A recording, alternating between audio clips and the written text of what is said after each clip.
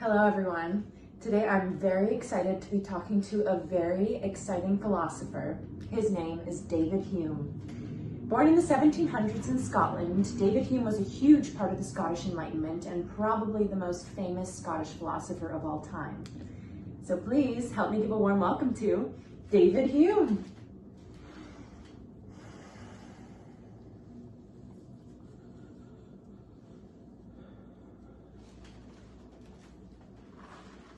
Hello. The best. I wanna dance,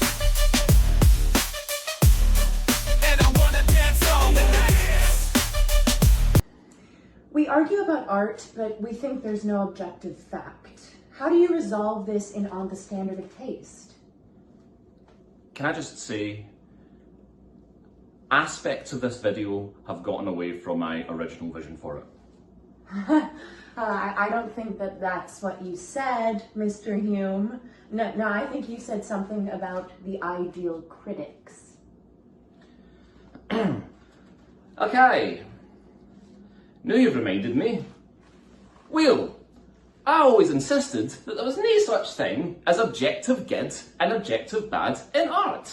All there really was just different folks' opinions. However, just because you've got one opinion and I've got another one doesn't necessarily mean that we should take your opinion no more seriously than mine. If you've got a muckle load of experience in your field and I'm just some daft wee bam, it doesn't make sense that we should have as much respect for what I say as for what you say. And I always said, when it comes to deciding which work of art is better than another, what we're really appealing to is the opinions of the ideal critics. And who is the ideal critic, Mr. Hume? Well, you ken who Hamish MacDougall is the best caper tosser in all the Outer Hebrides, aye? Aye. Yep. And you ken who Moira MacDonald makes the best cannikin in all of Clackmannanshire, aye? Aye. Well, if you're getting a cannikin competition judged, or if you wanted a judge for who is the best at tossing a caber, who would you ask? Hamish and Moira. Okay!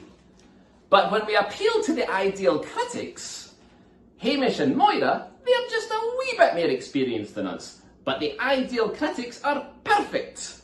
That's important. The ideal critics are perfectly sensitive, perfectly intelligent, and perfectly experienced. And when I say that one work of art is better than another work of art, what I'm saying is the ideal critics, hypothetically, would prefer the one piece to the other. Well, thank you so much for coming in today, David Hume. David Hume will make regular appearances. No, actually, I think maybe David Hume will be a one-and-done character. No, actually, I think that David Hume will be making many more appearances. Let's on this decide that show. on a case-by-case basis.